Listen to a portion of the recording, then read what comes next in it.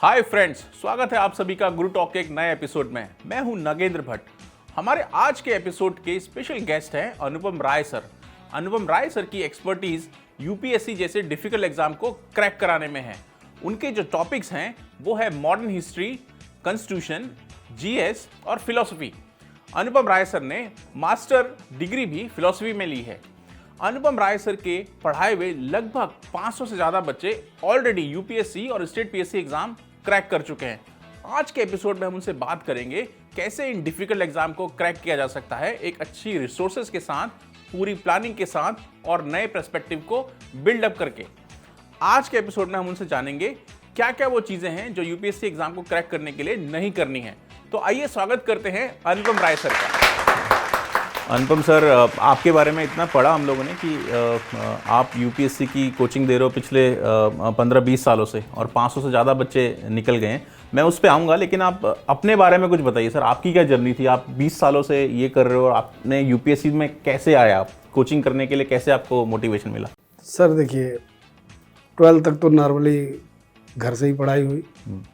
उसके बाद गोरखपुर विश्वविद्यालय गए और गोरखपुर विश्वविद्यालय में एडमिशन के बाद उसी साल इंट्रेंस इंट्रोड्यूस हुआ था। इंट्रेंस क्वालिफाई करने के बाद एडमिशन हुआ।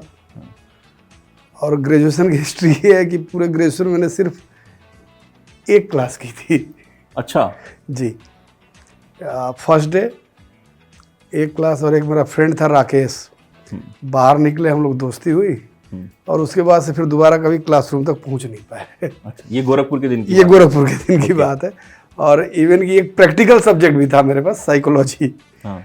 तो फाइनली उसको हम लोग ग्रेजुएशन में छोड़ दिए फाइनल ईयर में। ओके। और फिर मैं इलाहाबाद चला आया पोस्ट ग्रेजुएशन के लिए फिलॉसफी में। और हमारे टाइम पे इलाहाबाद में फिलॉसफी में एडमिशन सबसे टफ था। ओके।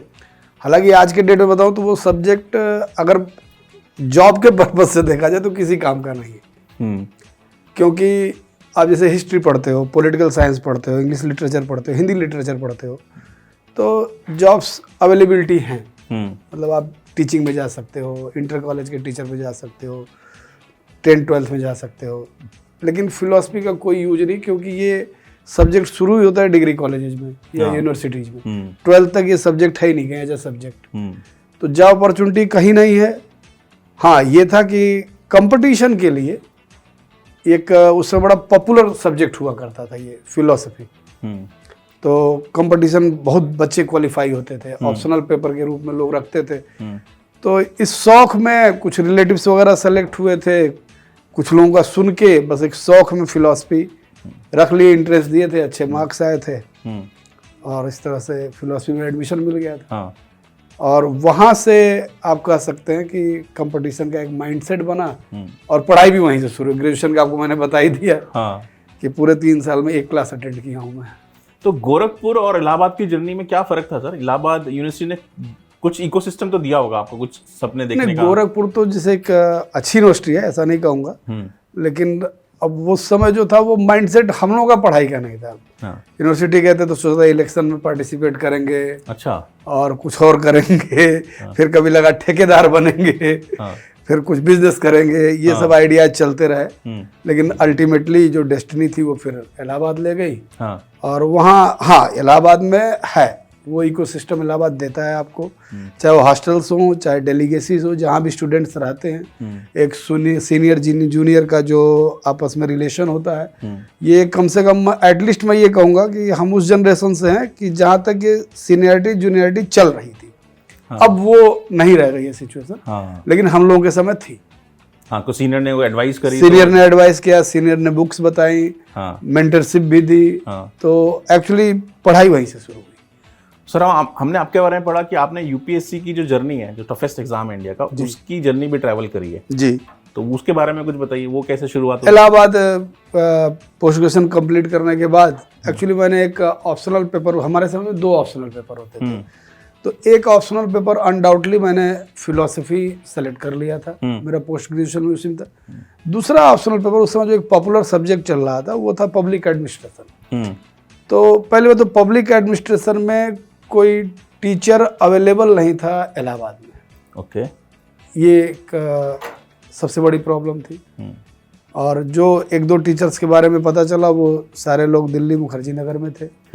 और अब आप कहोगे मैंने पब्लिक एडमिशन क्यों चूज किया, ऐसा कोई नहीं था, बस ये हुआ कि रख ले पब्लिक एडमिनिस्ट्रेशन, और मैं उसको पब्लिक एडमिनिस्ट्रेशन मैंने रख लिया।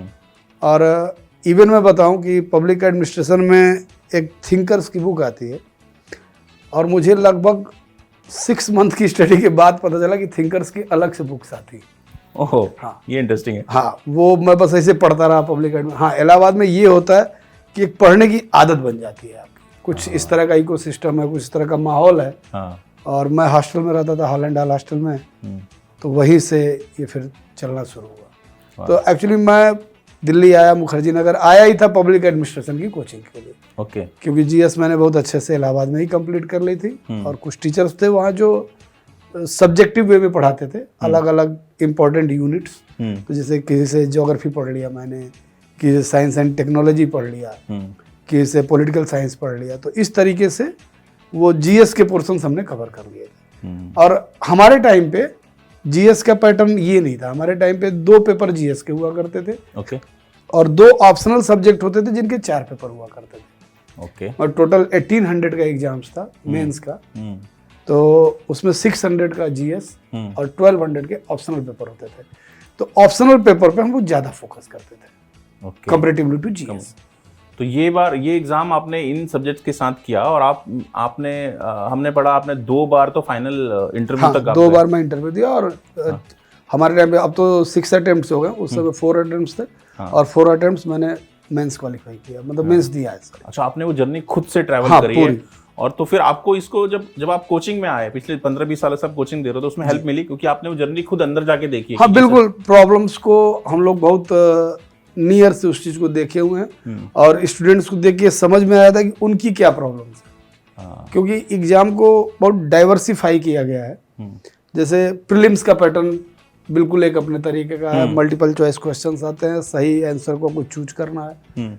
मेंस पूरा एनालिसिस बेस्ड हो जाता है, फिर एसे राइटिंग का अलग से पेपर रखा है, फिर इंटरव्यू का सेक्शन आता है। तो इस तरह से हर लेवल पे पैटर्न बदल जाता है एग्जाम का। जैसे आप कह सकते हो कुछ फैक्चुअल इन्फॉर्मेशंस की जरूरत होती है प्री की ग्राउंड पे, लेकिन मेंस की ग्राउंड पे फैक्चुअल इन्फॉर्मेशंस की जरूरत नहीं है। अगर आपकी एनालिसिस अच्छी है तो आप क्वालिफाई कर जाओगे। Okay, no problem. अब क्वालिफिकेशन की बात आई है, तो आपके पढ़ाए हुए लगभग 500 से ज्यादा बच्चे यूपीएससी और स्टेट पीएससी एग्जाम क्रैक कर चुके हैं। वो कैसे होते हैं वो लोग जो क्रैक कर जाते हैं? क्योंकि आपने भी वो जर्नी वहां तक ट्रैवल की है एकदम लास्ट मोमेंट तक, और ये वो लोग कौन होते हैं जो निकाल देते हैं? ऐसा क्या अलग करते हैं ये लोग? सर, इस एग्जाम में ऐसा कोई डिफिकल्ट एग्जाम नहीं है। ये लोग कहते हैं अगर कोई भी राइट वे पे रहा और मेंटली अवेयर रहा, और जो भी उसका मेंटर है, चाहे वो उसका फैमिली मेंबर हो, वो अपने टीचर की बात मानता, उसकी बात को माने। प्रॉब्लम ये है कि एक बार वो दोस्तों की सुनने लगता है, एक बार टीचर की सुनने लगता है, एक बार रिलेटिव की सुनने लगता है। सारी प्रॉब्लम्स यहाँ से खड़ी होती है, ज्यादा इन्फॉर्मेशन आ जाती है। अब एक ही यूनिट पे मान लीजिए कि 6 बुक खरीद के ले आए। जैसे कॉन्स्टिट्यूशन ऑफ इंडिया, आप एम लक्ष्मीकांत की ले लो, डीडीबीसी की ले लो, जैन कश्यप की ले लो, पांडे की ले लो, सब में 99% चीजें एक। तो 6 बुक्स को एक बार पढ़ने से अच्छा है कि एक बुक को 6 बार पढ़ लेना। ये आपने बड़ा अच्छा पॉइंट टच किया, क्योंकि ये एक बड़ी कंफ्यूजन है आज के जमाने में। जब गुरु, गूगल और चैट जीपीटी है, इन्फॉर्मेशन बहुत फास्ट मिल रही है, और किताबें भी आसानी से अमेजन से ऑर्डर करो, कल के दिल में घर पे आ जाती है। तो उसमें आप बोल रहे हो कि सिलेक्ट कर लो बुक्स कौन सी हैं, और उसी को आप बार बार पढ़ो। तो ये लाइब्रेरी बनाने की जरूरत नहीं, कोई जरूरत नहीं है। ओके, आपको 1 ईयर दिया हुआ है एग्जाम के लिए। और आप अगर देखोगे तो एक अच्छा सिलेक्शन, आप अगर कभी भी पूरे रिजल्ट को आप एग्जामिन करोगे तो 22-23 की एज तक मोर देन 50% बच्चे सेलेक्ट हो जाते हैं। जो यंग ब्लड आप कह सकते हैं। मैं किसी को कमेंट नहीं कर रहा हूँ, कमीशन ने एज दी अप टू 32 तक। तो सबको चांस है, आप 32 तक अटेम्प्ट दीजिए। आप फर्स्ट में क्वालिफाई करिए या 6 में क्वालिफाई, IAS IAS है। कोई आपसे ये नहीं पूछेगा सिलेक्शन के बाद कि किस अटेम्प्ट में आप क्वालिफाई किए थे।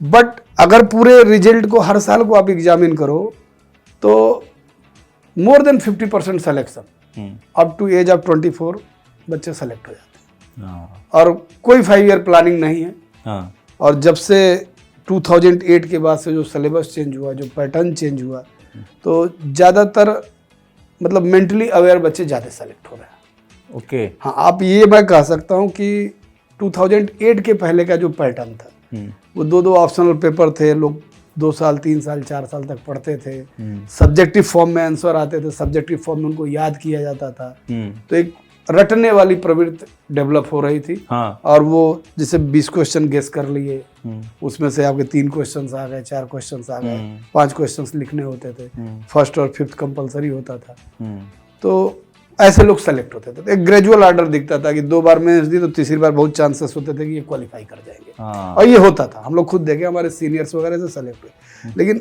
जब से ये सिलेबस चेंज किया और पैटर्न जब से चेंज हुआ, तब से सिलेबस को बहुत ही डायनेमिक कर दिया है। रटने की कोई चीज आपके काम नहीं आएगी जब तक आपके पास एनालिसिस नहीं है।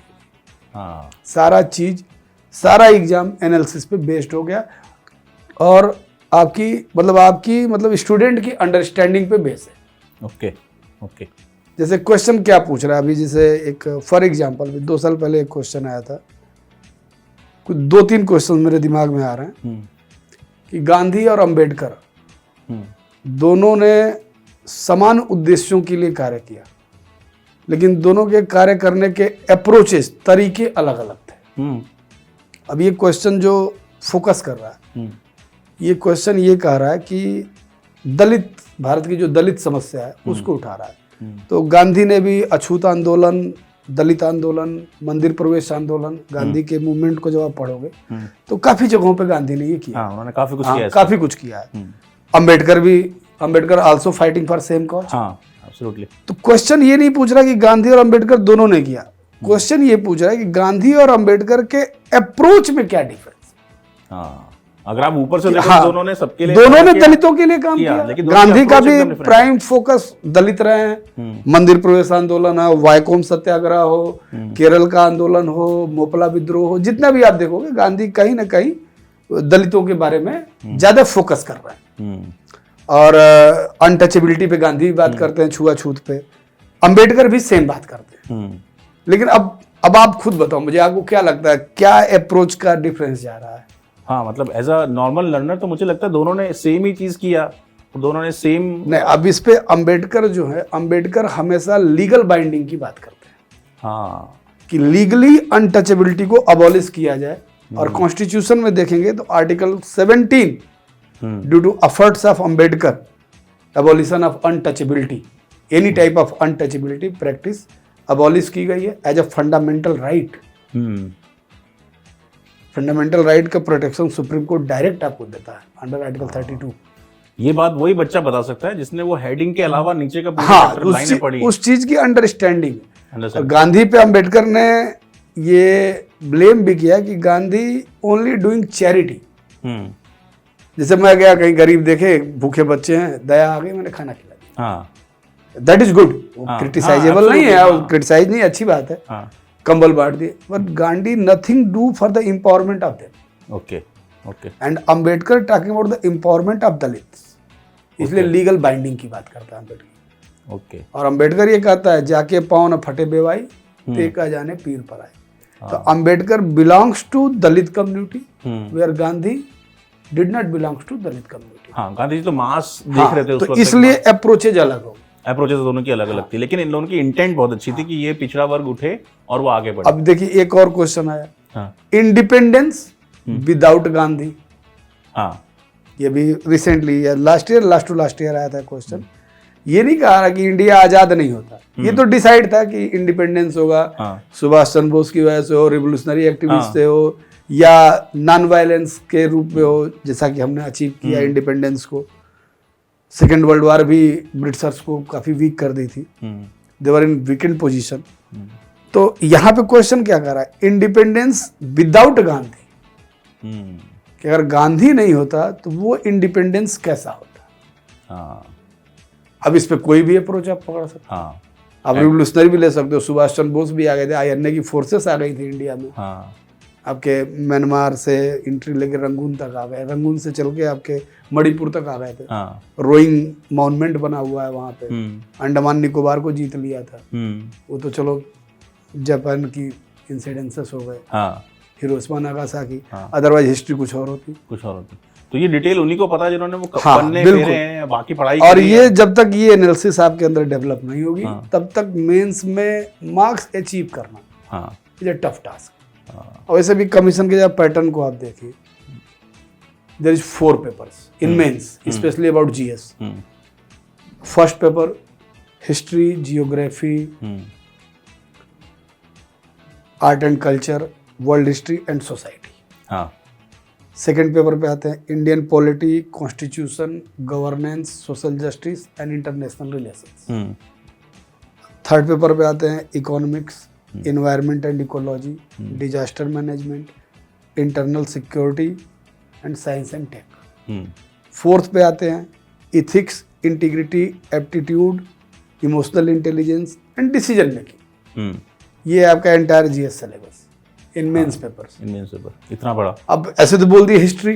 हाँ अब अगर हिस्ट्री को चलिए जरा डिसेक्शन करते हैं हिस्ट्री का। हाँ एंशिएंट हिस्ट्री, हाँ medieval history, modern modern history, history. Freedom struggle, India after independence, hmm till 1990 तक की हिस्ट्री रखा हुआ है सिलेबस में। फिर ऐसे जियोग्राफी पे आओ, astronomy, world geography, Indian geography, फिर इनके 5-5 पार्ट, हाँ क्लाइमेटोलॉजी, ओशनोग्राफी, हाइड्रोस्फीयर, एटमॉस्फेयर। तो सिलेबस ये बहुत ही कॉम्पैक्ट सिलेबस है। आप कह सकते हैं कोई भी चीज, कोई भी सब्जेक्ट इससे बाहर नहीं है। हाँ मतलब आपने हाँ, इस हिसाब से डिजाइन किए हैं सिलेबस हाँ कि वो अच्छा सबको बैलेंस भी किए। हाँ मतलब वही मैं पूछने वाला था कि साइंस वाला बच्चों को एडवांटेज होता है कि हिस्ट्री वाले बच्चों को एडवांटेज होता है। नहीं, एडवांटेज सबके हैं। हाँ और सबके अपने अपने लॉसेस भी हैं। हाँ जैसे अगर कोई साइंस का बच्चा है तो अल्टीमेटली थर्ड पेपर में वो अच्छा परफॉर्म करेगा, हाँ। लेकिन फर्स्ट पेपर उसका डाउन जाएगा। हाँ क्योंकि वहाँ पे हिस्ट्री की बातें बिल्कुल। पूछ रहे हैं, जीएस की बातें पूछ रहे हैं। बिल्कुल, हिस्ट्री अगर भी कुछ भी करके वो उस लेवल पे नहीं पहुंच सकता जितना पे एक आर्ट ग्रेजुएट पहुंच रहा है। आर्ट हाँ ठीक है, हाँ, आर्ट ग्रेजुएट वाले का लॉस है फिर साइंस टेक्नोलॉजी में, हाँ क्योंकि वो बायोटेक्नोलॉजी को उतना नहीं समझ सकता है जितना कि एक टेक्निकल कोर का बच्चा समझ। सही बात है सर। लेकिन एक सवाल और उठता है कि जब हम एग्जाम्स की बात करते हैं ना, तो चलो पॉलिटिकल साइंस में इवेंट होते रहते हैं, ठीक है, जो करंट इवेंट हुए वो भी आ गए हैं। लेकिन जब हम हिस्ट्री की बात कर रहे हैं या फिर जब हम बात कर रहे हैं मेडिवल हिस्ट्री की या कॉन्स्टिट्यूशन की, वो तो सिलेबस एकदम कांस्टेंट है ना, वो तो चेंज ही नहीं हो रहा। हाँ बिल्कुल, तो यूपीएससी का सिलेबस हमेशा हाँ 2 तरीके से बांटा जाता है, एक डायनेमिक पोर्शन, एक फिक्स्ड पोर्शन। हाँ तो जो अब हिस्ट्री में गांधी बदल थोड़े जाएगा हाँ ना, कॉन्स्टिट्यूशन के आर्टिकल्स बदल जाएंगे। हाँ। और बदलेंगे भी, अगर आर्टिकल्स बदल सकते हैं तो साल में कोई 1-2 अमेंडमेंट हो जाते हैं। ओके, तो अब ये सब चीज़ें चेंज नहीं हो रही हैं, ठीक है, ये कांस्टेंट है। तो मैं आता हूँ आज के जो एनवायरनमेंट है, जहाँ कोचिंग सेंटर चल रहे हैं बहुत सारे, तो वो क्या पैकेजिंग करके बार बार चीज़ें बेच रहे हैं कि हमारी बुकलेट ले लो, ये किताबें मत लो। तो ये नहीं, बुकलेट का कोई इश्यू नहीं है। बुकलेट क्या है, वो फीस को जस्टिफाई करने का तरीका है। 2-2 लाख 2.5 लाख फीस है, तो उन्हीं बुक्स का उठा के टाइपिंग करके रीप्रिंट करके दे दो, वो कोई बहुत नई चीज़ नहीं है। हाँ, यूनिट वाइज जो बुक्स हैं, और सबको पता है लागू हिस्ट्री में 2 ही बुक्स है मॉडर्न इंडिया पे, आपको बिपिन चंद्रा है और एक स्पेक्ट्रम की बुक आती है। हाँ दोनों बुक्स बहुत अच्छी है, दोनों पढ़ लो, इतनी बड़ी भी नहीं है। हाँ ओके मॉडर्न इंडिया पे ओके। बाकी एनसीईआरटी और इतना काफी है। एनसीईआरटी तो कॉमन है, हर एनसीईआरटी तो आपको एक बेसिक अंडरस्टैंडिंग के लिए वो तो करना ही है, वो करना तो अगला है। स्टेप ले नहीं सकते। तो ये तो एक्चुअली एग्जाम के पैटर्न को समझना पड़ेगा। हाँ। देखो, सिलेबस में एंशिएंट और मिडल हिस्ट्री रखा है और मॉडर्न इंडिया भी है। अब मान लो कि इस यूनिट पे 10 क्वेश्चन आए, ठीक है। अब 10 क्वेश्चन में आप जो पैटर्न देखोगे 10-15 साल का, तो 6 to 7 क्वेश्चन आपका मॉडर्न इंडिया पे फोकस होता है। 1 or 2 question on ancient India and 1 question on middle. Okay. Middle में भी जब जाओगे तो देखोगे कि मुगल एडमिनिस्ट्रेशन का जो डिपार्टमेंटाइजेशन था, चाहे वो सल्तनत पीरियड हो चाहे वो मुगल पीरियड हो, तो डिपार्टमेंट्स पे ज़्यादा क्वेश्चन है। और आज भी जो डिपार्टमेंट्स चल रहे हैं वो कहीं ना कहीं वही लिगेसी हम फॉलो कर रहे हैं। ओके, तो आप वो देख रहे हो 15-20 साल पहले जो पैटर्न था इन सब टॉपिक्स पे क्वेश्चन का, और अभी जो आ रहा है वो चेंज हुआ है क्या? हाँ, चेंज है। पहले जो था इन्फॉर्मेटिव पोर्शन ज़्यादा थे, इन्फॉर्मेशन आ गए। हाँ। तो अच्छा, पहले इन्फॉर्मेशन तक स्टूडेंट की रीच नहीं थी, क्योंकि only one medium, that was newspaper. हाँ। तो इन्फॉर्मेशन बेस्ड क्वेश्चन भी बच्चों को टफ होते थे। हाँ। आज डिजिटल एरा चल रहा है, गवर्नेंस चल रहा है, गूगल हैं और दुनिया भर के और भी डिवाइसेस हैं। तो जिससे इंफॉर्मेशंस तक रीच इजी हो गई है, या कह सकते हैं ओवर इंफॉर्मेशन हो गई है। तो इंफॉर्मेटिव क्वेश्चंस बिल्कुल ही खत्म हो गए, और हैं भी तो नॉट मोर देन 10 to 15%। तो आप क्या सजेस्ट करते हो इन्फॉर्मेशन के लिए? अभी आप जैसे आप सजेस्ट करो सोशल मीडिया से दूर रहो, और उस जमाने में लोग न्यूज़पेपर पढ़ते थे, न्यूज़पेपर की इंपॉर्टेंस है आज भी? न्यूज़पेपर की इंपॉर्टेंस आज भी है, पढ़ना हाँ। चाहिए। इसको कुछ लोगों ने गलत अप्रोच दे दिया। आजकल आप यूट्यूब पे चैनल डालो कोई भी, कम से कम मैं 100 न्यूज़ चैनल आपको गिनाऊंगा यूट्यूब पे, 100 यूट्यूबर जो न्यूज़पेपर पढ़ा रहे हैं। हाँ, कोई हिंदू पढ़ा रहा है, कोई इंडियन एक्सप्रेस पढ़ा रहा है, हाँ। और कुछ तो टाइम्स ऑफ इंडिया भी पढ़ा रहे हैं। हाँ। तो खैर चलिए उसकी बात नहीं करेंगे। लेकिन अब जैसे हिंदू पढ़ा रहे हैं, न्यूज़पेपर किस लिए होता है नोहित जी, आप बताओ? इन्फॉर्मेशन गैदर करने के नहीं, लिए। न्यूज़पेपर होता है कि आप इन्फॉर्मेशन तो बहुत छोटी चीज, इन्फॉर्मेशन तो मिल जाएगी। हाँ। आप साल भर की उठा के एक बुक लेके पढ़ लो, इन्फॉर्मेशन मिल जाएगी। न्यूज़पेपर होता है आपका माइंड सेट डेवलप करने के लिए। न्यूज़पेपर क्या करता है, जैसे कोई भी मूवमेंट हुआ, यूक्रेन वॉर हुआ, तो अब अगर आप न्यूज़पेपर रोज पढ़ रहे हो तो किसी ने तो इमीडिएट सिचुएशंस पे लिख दिया, हाँ, किसी ने रसिया के प्रो लिख दिया, किसी ने यूक्रेन के प्रो लिख दिया, कोई उसको फर्स्ट वर्ल्ड वार तक ले गया, क्या लीगेसी चल रही, क्या हिस्ट्री चल रही, और ये कंटिन्यू। अगर यूक्रेन वार को लगभग 1 साल कंप्लीट हो चुका है, अगर हम इसको कंटिन्यू देखें तो कोई भी न्यूज़पेपर ऐसा नहीं हो कि 100 आर्टिकल्स ना आए हो। हाँ। न्यूज़पेपर आप याद क्यों कर रहे हो? ये एक गलत ट्रेंड बना दिया कि लोग न्यूज़पेपर आप कितने दिन का याद कर लोगे, आप ही बताओ मुझे। हाँ, रोज पॉसिबल ही नहीं है, रोज 15 पन्ने आगे 20 पन्ने आगे रख गए, तो पॉसिबल नहीं। आप जब उस न्यूज को रोज पढ़ोगे तो आपका हर तरह का माइंडसेट, हर तरह का अप्रोच आपको डेली फीड होता चला जाएगा आपके दिमाग में। न्यूज़पेपर पर्सपेक्टिव बना रहा है, पर्सपेक्टिव बना रहा है आपका, और लोग उससे इन्फॉर्मेशन गैदर कर रहे हैं। इन्फॉर्मेशन के लिए मैगजीन्स आती हैं, कोचिंग इकट्ठा करके दे देंगे इन्फॉर्मेशन। हाँ, वो सामान्य ज्ञान दर्पण, हाँ, सामान्य ज्ञान दर्पण आती है, बस वही बात है, वही पढ़ लीजिए। वो काफी है। न्यूज़पेपर कभी रटने के लिए है नहीं। और हो क्या रहा है, जैसे चलो कोई चीज ना समझ में, किसी से हमने पूछ लिया या किसी ने हमको समझा दिया, अच्छी बात है।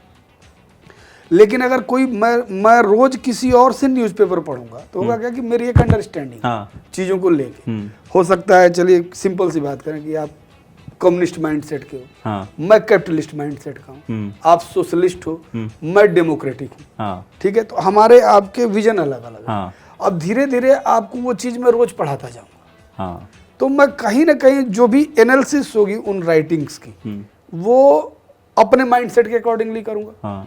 तो आपका इंडिपेंडेंट व्यू कैसे डेवलप हुआ? जब मैं आपको पढ़ा रहा हूँ तो मैंने अपना माइंडसेट आपके ऊपर इम्पोज कर दिया। और न्यूज़पेपर इसके लिए होता नहीं, न्यूज़पेपर होता ही है आपका पर्सनल माइंडसेट डेवलप करने के लिए, और ना तो न्यूज़पेपर याद करने की चीज़ है। बहुत अच्छा बोला आपने इसके बारे में। ये जो पर्सपेक्टिव के लिए हमें न्यूज़पेपर चाहिए, जो टीचर लोग हमको यूट्यूब में पढ़ा रहे हैं वो न्यूज़पेपर पढ़ा रहे हैं, वो न्यूज़पेपर पढ़ा रहे हैं। हाँ, तो इससे जुड़ता हुआ सवाल मैं पूछता हूँ कि अगर यूपीएससी की तैयारी करनी है, हालांकि यूपीएससी की तैयारी करने के लिए जो लोग होते हैं उनका मैच्योरिटी लेवल होता ही है, ऑलरेडी एक लेवल पे होता है, तो लेकिन उनको अगर एक अच्छा कोचिंग इंस्टीट्यूट चूज करना है या एक अच्छा टीचर चूज करना है तो उनको क्या देखना चाहिए? मतलब कि कौन सा कोचिंग इंस्टीट्यूट, जैसे आपको मौका 1 साल के लिए मिल रहा है, ठीक है, और आपके पास लिमिटेड पैसा है, तो इतने सारे कोचिंग सेंटर में और इतने सारे टीचर्स में, वो तो कंफ्यूजन है, वो तो कंफ्यूजन है। तो कैसे निकले इस कंफ्यूजन से? तो बाद में एक्चुअली क्या है मैं बताऊं कि जब तक, यही तो मैंने कहा कि मेंटली अवेयर होना पड़ेगा। हाँ, मैं आपको रिकॉर्ड दे सकता हूँ, जितने भी ऐड आप देखते हो कोचिंगों के, ये सारे परचेस्ड है। हाँ, ये खरीद के ऐड किया जाता है। ओके, ठीक है। और जो भी सेंटर्स हैं पूरे इंडिया में, अगर जो फेमस सेंटर्स हैं, दिल्ली में आपका मुखर्जी नगर है, राजेंद्र प्लेस है, यूपी में आपका इलाहाबाद है, फिर रांची है, जयपुर है, चेन्नई बहुत अच्छा सेंटर है, हैदराबाद अच्छा सेंटर है, ईटानगर अच्छा सेंटर है, पुणे एक नए सेंटर के रूप में उभर रहा है, जो जहाँ पे मतलब यूपीएससी बेस्ड सिलेक्शंस होते हैं। आप इन जगहों पे जाके देख लो, 50 से 100 फेस होते हैं, वही ऐड हर कोचिंग में घूम रहा है। तो ये मार्केट का मैनिपुलेशन है। हाँ, ये तो पैकेजिंग हो गई, ये पैकेजिंग एडवर्टाइजमेंट हो गई। तो इस भ्रम से कैसे बाहर आ सकता है कोई बच्चा अगर तैयारी करे? तो इस भ्रम से बच्चे को पहले खुद अवेयर होना पड़ेगा, इन्फॉर्मेशन लेनी पड़ेगी। सर, ये तो थी कोचिंग और टीचर की बात। अब अगर और इसको और पास लाएं इसको, तो यूपीएससी क्रैक करने के लिए वो मटेरियल क्या है जिसको होना चाहिए? ये नहीं है तो फिर तो भूल ही जाइए कि होगा ही नहीं। मटेरियल्स में कुछ बेसिक बुक्स हैं, एनसीईआरटी मस्ट है। हाँ मैं कहूँगा अगर जो आज भी शुरू कर रहा है 6 to 10 तक की एनसीईआरटी तो हर यूनिट की हर सब्जेक्ट की पड़ जाए। हाँ कोई सोचने की जरूरत ही नहीं है, और बच्चों की बुक्स हैं एक एक दिन में खत्म हो जाएंगी। अच्छा। कोई 20 पेज की, कोई 15 पेज की, आओ करके देखेंगे वाला सिस्टम है। फिर आते हैं कि मटेरियल्स एक्चुअली क्या है कि जैसे आजकल कोचिंगों में एक बड़ा पैटर्न चला कि अपडेटेड मटेरियल और ये मटेरियल वो मटेरियल ऐसा कुछ नहीं होता है। फिक्स्ड पोर्शन का मटेरियल जो भी बेस बुक्स हैं वो आप किसी भी बच्चे का इंटरव्यू देख लो, या आप कहोगे मैं बता दूंगा यूनिट वाइज, और बड़ी फेमस बुक्स हैं, इवन दुकानदारी दे देंगे आपको। अच्छा। हाँ कि आप हाँ जहाँ भी मार्केट है, आप मुखर्जी नगर, राजेंद्र प्लेस कहीं भी चले जाओ और बता दो कि मुझे जीएस के लिए हिस्ट्री की कौन कौन सी किताब है, वो खुद निकाल के देगा कौन सी चलती है, ये सबको पता है। हाँ। प्रॉब्लम क्या हो रही है, उन्हीं किताबों को रीप्रिंट करके फिर दे दिया जा रहा है। हाँ, नया पैकेजिंग हो रहा है, नई पैकेजिंग हो रही है, और वो बच्चे कंफ्यूज हो रहे हैं। जैसे आप समझो एक कोचिंग का मटेरियल हो गया, 200 बुकलेट दी जा रही है। हाँ वही तो एक्सेसिव पूरे इंफॉर्मेशन। जीएस की अगर बताएं तो 200 बुकलेट कोचिंग दे दी, 6 न्यूज़पेपर रिकमेंड किया है पढ़ने के लिए। पढ़ो जरा आप। 365 दिन है, कितना पॉसिबल ही नहीं है। अच्छा, एक और प्रॉब्लम एग्जाम में क्या हो रहा है कि एक मैसेज किया जा रहा है, 20 क्वेश्चंस आ रहे हैं। एक नॉर्मल पैटर्न की बात करते हैं, 200 वर्ड्स की डिमांड है पर क्वेश्चन। हाँ। और 3 आवर्स आपको टाइम दिए, यानी कि there is total demand of 4000 words within 3 hours. अब विद इन 3 आवर भी नहीं, इसको जरा समझिए। देखो पेपर जब आपके हाथ में आता है तो वो डिजास्टर होता है, मतलब जो स्टूडेंट मेंस दे रहा है। हाँ। समझना आप ऐसा समझो कि एक क्वेश्चन आया कि why Gandhi become the mass leader in India. हाँ। और दूसरा क्वेश्चन आया कि continental policy of Napoleon Bonaparte become harmful for the Europe. ठीक है, नेपोलियन बोनापार्ट की महाद्वीपीय व्यवस्था पूरे यूरोप के लिए घातक सिद्ध। तीसरा क्वेश्चन आ गया दक्कन पॉलिसी ऑफ औरंगजेब। ऐसे ही आता पेपर। ऐसे ही। हाँ। अब आप लिख रहे हो गांधी के ऊपर, और आप बहुत एक्सपर्ट हो, तो अब अगला क्वेश्चन नेपोलियन का आया। हाँ। पॉज लोगे। हाँ। उस पॉज के बाद आप यूरोपियन पॉलिटिक्स पे जाओगे। हाँ, अपना कॉन्टिनेंटल सिस्टम को अब आप मेंटल मैप कर रहे हो। अब इस मेंटल मैप में there is minimum requirement of 1 minute, अगर आप एक्सपर्ट हो तो। हाँ। अगर कम से कम आपने 500 क्वेश्चंस पहले प्रैक्टिस किए तो there is minimum requirement of 1 minute for mental map of the question. 20 questions 20 minute finish.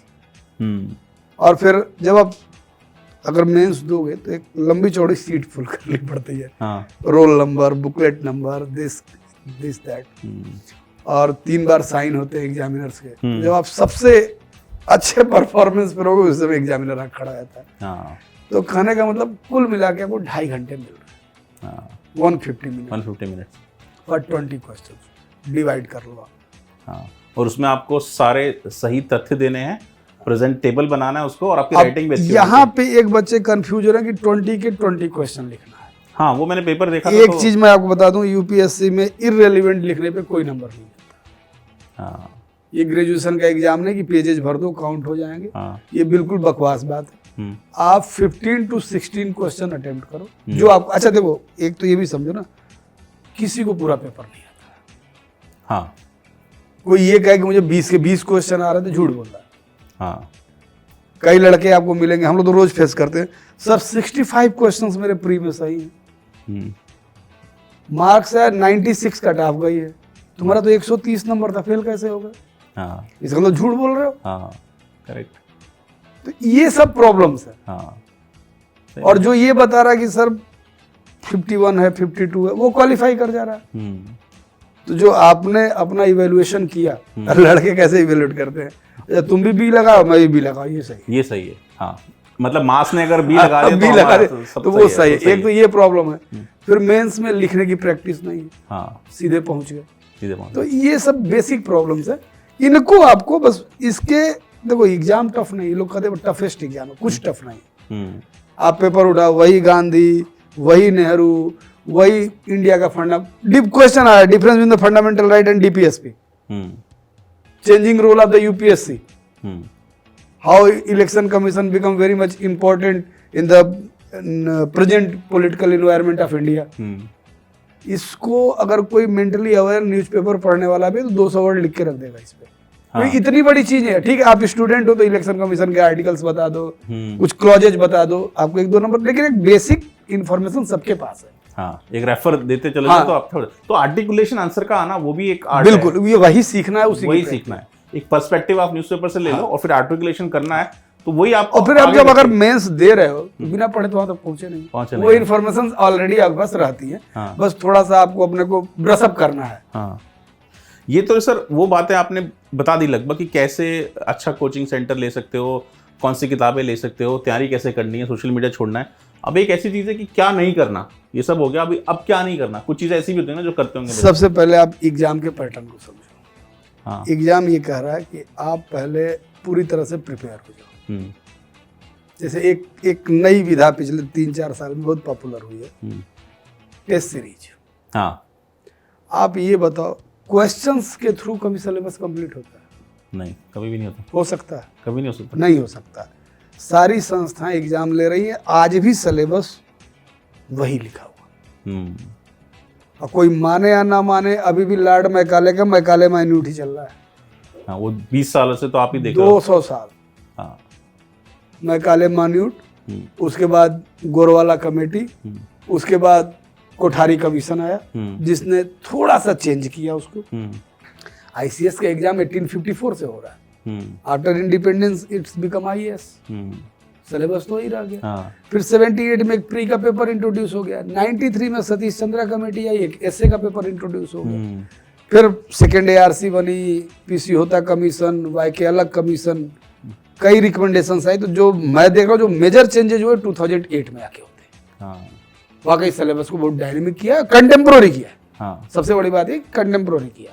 हाँ। तो इस कंटेम्प्रोरी विजन के हिसाब से आपको चलना पड़ेगा। हाँ। अब ये रोने से नहीं चलेगा कि मैं गांव से हूँ, मैं शहर से हूँ। डिजिटल ले रहा है, चीजों की रीच आप तक है। हाँ। और चीजों तक बच्चे पहुंच जाएंगे। हाँ, बशर्ते क्या नहीं करना में है, अपने टाइम को खराब मत करो।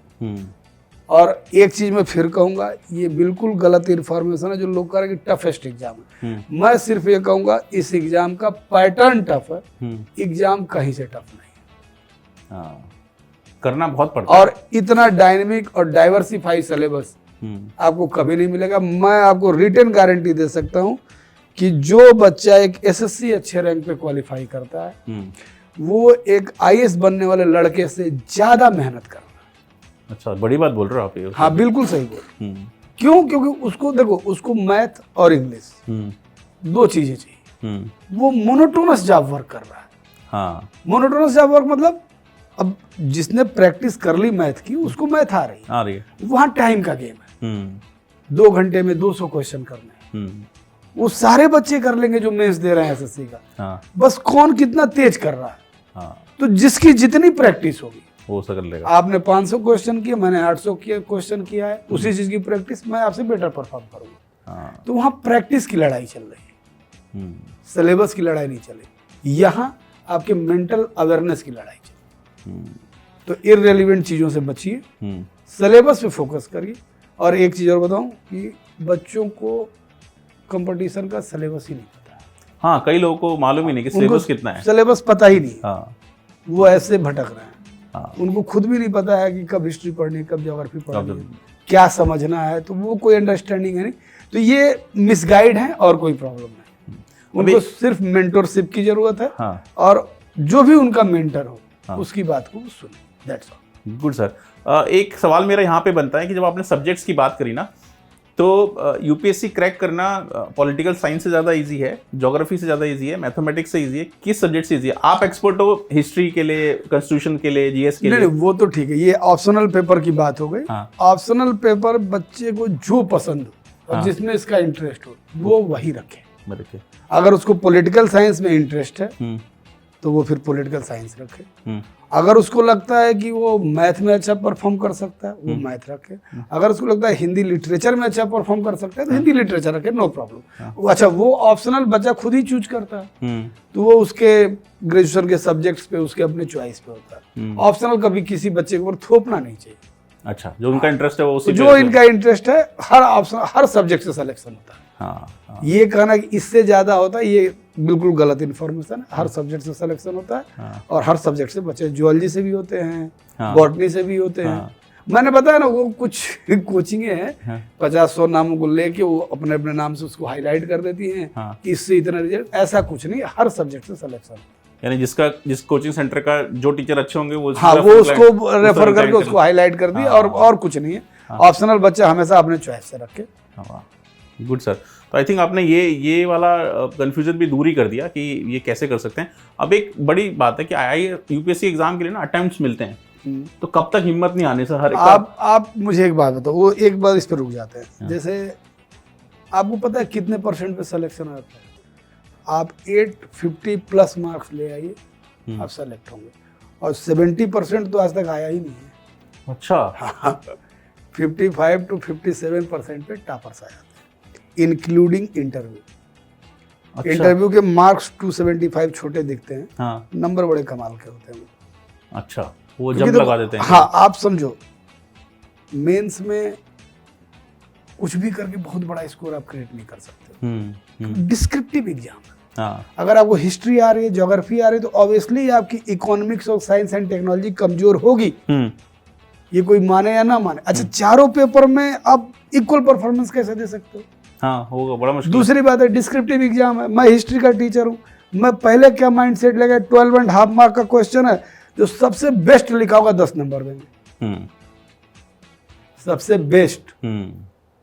तो आपको 250 मार्क्स का एग्जाम दिख रहा है, रियल में इवैल्यूएशन आपका हो रहा है 200 मार्क्स में। ये कैलकुलेशन नहीं करते जनरली, ये कैलकुलेशन लोगों को पता ही नहीं। आप 100 मार्क्स ईच पेपर पा जाइए जीएस में, और 300 के आसपास ऑप्शनल में, क्योंकि वो आपका चॉइस है। वहाँ 60% बनता है, आपने खुद चूज किया है। आपने खुद चूज किया, हाँ। ठीक है, अगर मैं मैथ लिया हूँ, इन्होंने पॉलिटिकल साइंस लिया है, आपने केमिस्ट्री ले लिया, तो ये आपका अपना चॉइस है। तो वहाँ पे परफॉर्मेंस बनता है। तो मैंने खुद चूज किया, तो मुझे बेटर परफॉर्मेंस उसमें देना है। और 50% के आसपास ऐसे पकड़ लीजिए, आप 100% सेलेक्ट से मार्क्स जोड़ के देख लीजिए। क्या बात है, कितना आसान कर दिया आपने यूपीएससी निकालना। तभी आप बार बार बोल रहे हो कि इतना मुश्किल नहीं है। नहीं है, एक अच्छी प्लानिंग करके जाओगे। प्लानिंग, आपको कोई पेपर को पूरा नहीं फोड़ना है, उसमें प्लानिंग करके जो आपको आते हैं उसी पे ध्यान लगाइए। सिलेबस जो लिखा हो 10 साल पढ़ लो तब भी कंप्लीट नहीं होगा, और लड़के 1 साल में सेलेक्ट हो रहा है। हाँ, बिल्कुल। तो there is need of a strategy. हाँ, तो यूपीएससी एक अच्छी स्मार्ट वर्क की जरूरत है। देखो, मेहनत तो, हार्ड वर्क तो है ही है। ये नहीं कहूंगा हार्ड वर्क नहीं, हार्ड वर्क बिल्कुल है।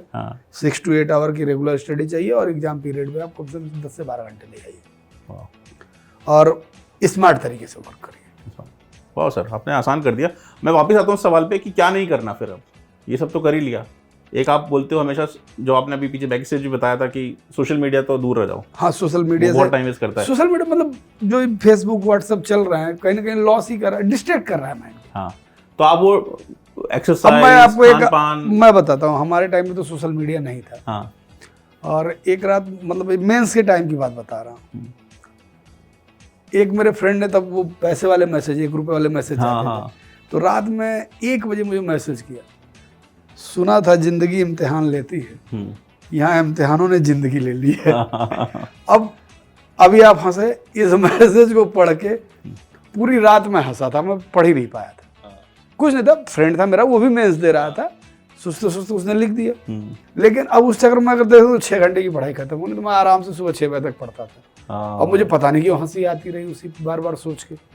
तो इस तरह से अब आज तो फोटोग्राफ्स, ये दुनिया भर के सारे वीडियोज, ये सारे चल रहे हैं, तो वो कभी मोटिवेशन भी मिलता है। मैं ये नहीं कहूंगा कि हमेशा ये रॉन्ग अप्रोच है, लेकिन मैं मानता हूँ, मेरा अपना पर्सनल मानना है कि जब आप कोर कंपटीशन में है, तो बिल्कुल अपने आप को कम से कम इन चीजों से, इन डिवाइसेस से दूर कर लीजिए। थोड़े बहुत टाइम के लिए, ज्यादा टाइम नहीं, 5-6 महीने 8 महीने की बात है। इतने का ही है कंपटीशन। और ये जो बच्चे कहते हैं कि 3 साल से 4 साल से पढ़ रहे हैं, ये झूठ बोल रहे हैं। अच्छा, 10 महीने से ज्यादा का सिलेबस ही नहीं है। कोई भी लड़का एक एवरेज माइंड सेट का, मेंटली अवेयर होके अगर 8 घंटा 10 से 12 महीने पढ़ दे, मैं गारंटी दे रहा हूँ सेलेक्ट होगा। और जो कह रहे हैं कि नहीं मैं करके भी नहीं हो रहा, वो झूठ बोल रहे हैं, वो नहीं पढ़ रहे हैं। अच्छा, वो पढ़ाई ही नहीं कर रहे हैं वो मैं इसी एरिया में रहा हूँ मैं। क्या करते हैं बच्चे, कैसे टाइम बीतता है, कैसे दिन खत्म होता है, बहुत पास से देखा हूँ, खुद किया हूँ उस चीज को। हाँ। तो मुझे अच्छी तरीके से इन्फॉर्मेशन, और जो करते हैं वो सेलेक्ट होते हैं।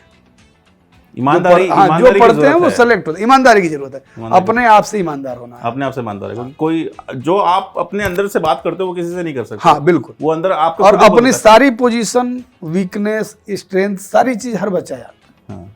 अगर मुझे पता है कि मुझे इकोनॉमिक्स नहीं आ रही, हाँ, तो ये मुझे पता है। हाँ, इसमें किसी को बताने की जरूरत नहीं। हाँ, तो उस वक्त आपको स्ट्रेटजी चेंज कर देनी हाँ, चाहिए। और अगर मुझे पता है कि मैं हिस्ट्री बहुत अच्छी जानता हूँ, मैं जानता हूँ, ये भी मैं जान रहा हूँ। आपसे मैं झूठ बोल सकता हूँ, नहीं ये ऐसे है, ऐसे। अपने आप से तो नहीं बोल सकते। अपने आप से नहीं। और देखो इस एग्जाम को इतना डाइवर्सिफाई रखा है कि आपके पास बहुत से प्लेसेस है, कोई चीज़ आपको नहीं भी आती, उसे बहुत ज़्यादा आपके उस पर इम्पैक्ट नहीं आएगा। उसको मैनेज कर लीजिए, थोड़ा बहुत देख लीजिए, थोड़ा बहुत छोड़ भी सकते। मैंने क्या कहा, 15-16 क्वेश्चन करके चलिए, इररिलेवेंट रखने पे कोई मार्क्स फायदा नहीं है। आप इसके अलावा खान पान पे भी थोड़ा बोलते हो क्या, कि खाना पीना कैसा करना चाहिए, एक्सरसाइज करना चाहिए? आजकल मेडिटेशन बहुत लोग बोलते हैं, सजेस्ट करते हैं, ये सब चीज़ें होना चाहिए क्या? देखो इस पे मैं सिर्फ एक ही बात कहूँगा, विवेकानंद का एक स्टेटमेंट मुझे अच्छा लगता है। हाँ। कि जवानी में योगा करने से बढ़िया फुटबॉल खेल लो। तो सीधी सी बात है, हल्की फुल्की रनिंग और एक्सरसाइज आप कर सकते हैं। ना भी करो कोई बात नहीं, बहुत से जिम खुले, एक बार सेलेक्ट हो ले, वो 2 महीने में आपकी बॉडी सही कर देंगे। बिल्कुल सही बात। खाने पीने के लिए ये है कि पियो मत, खाने में अपना ध्यान रखो, जो आपको अच्छा लगता है खाओ। हाँ, उससे सही रहता है सब कुछ। बढ़िया सर, आपसे बात करके मन नहीं कर रहा है शो को ख़त्म करें, बट हमारा टाइम का लिमिटेशन है। बट मैं फिर भी पूछना चाहूँगा, इतना लंबा आपका ये जर्नी है यूपीएससी को लेकर, आपने इतने पास से यूपीएससी को देखा है, आपके अभी जो निकले हैं 200 रैंक आपके पढ़ाए हुए, तो आप कोई किताब लिख रहे हो, आपने कुछ किया है या कुछ नया? अभी इंडियन पॉलिटी एंड कॉन्स्टिट्यूशन पे एक बुक लिखना शुरू किया हूँ मैं। अच्छा। हाँ, वो मेरा कोर सब्जेक्ट है, तो मैं उसी पे लिख रहा हूँ। कब तक आने का उम्मीद है सर उसका? मोस्ट प्रोबेबली 2 से 3 महीने के अंदर मैं उसको पब्लिश कर देंगे। ये बातचीत बहुत अच्छी है, मुझे लगता है कि ये बहुत सारे स्टूडेंट एस्पायरेंट्स को ना हेल्प करेगी कि कैसे सही स्ट्रेटेजी बनानी है, क्या सही रिसोर्सेज करनी है। जैसे आज हमने ये जाना कि न्यूज़पेपर आपका पर्सपेक्टिव बिल्डअप करते हैं, और ये बहुत बहुत बहुत इंपॉर्टेंट चीज़ है। न्यूज़पेपर हज़ारों पढ़े हैं हमारे पास, लेकिन कैसे उनको यूटिलाइज करना है, ये सारी बातें आपने करी सर। हमने भी आपसे जब बात कर रहे थे ना, तो हमने भी बड़ा होमवर्क किया, और हमने आपके चारों तरफ घूमे, हम गोरखपुर तक गए, हम मुखर्जी नगर गए, हम आपके कोचिंग सेंटर में बात की, और फिर हमने ये जाना कि आप ना एक वेरीफाइड गुरु हो, कि आप जैसे गुरु अगर मिले ना, तो यूपीएससी की जैसी जो पहाड़ जैसी चढ़ाई लगती है ना, वो बहुत आसान हो जाएगी। तो ये हमारी टीम की तरफ से सर एक आकलन का वेरीफाइड गुरु सर्टिफिकेट है सर, ये आपके लिए। अगर आपके पास किसी भी गुरु के पास ये सर्टिफिकेट दिखता है, तो इसका मतलब आप आंख बंद करके उस गुरु के पास पढ़ सकते हैं, अगर वो आपको पढ़ाने को तैयार हो तो। Thank you so much sir, thank you so much for coming. तो ये है अनुपम राय सर। आज हमने उनसे जाना कि कैसे यूपीएससी जैसे डिफिकल्ट एग्जाम को क्रैक करने के लिए न्यूज़पेपर आपका पर्सपेक्टिव अच्छा करते हैं। क्या वो सही रिसोर्सेज थी जिनकी हेल्प से आप ये डिफिकल्ट एग्जाम आसानी से क्रैक कर सकते हो? आपको क्या खाना चाहिए, क्या पीना चाहिए, उससे बड़ा इंपॉर्टेंट है कि आप सिर्फ कुछ ही किताबों को बार बार पढ़ते रहिए। ये डिस्कशन आप अपने पास संभाल के रखिएगा। इस शो में इतना ही। अगले एपिसोड में हम फिर मिलेंगे एक नए शहर के नए गुरु के साथ, और उनसे जानेंगे किसी और डिफिकल्ट एग्जाम को क्रैक करने के आसान तरीके। अगले एपिसोड तक के लिए signing off from Nagendra Bhatt.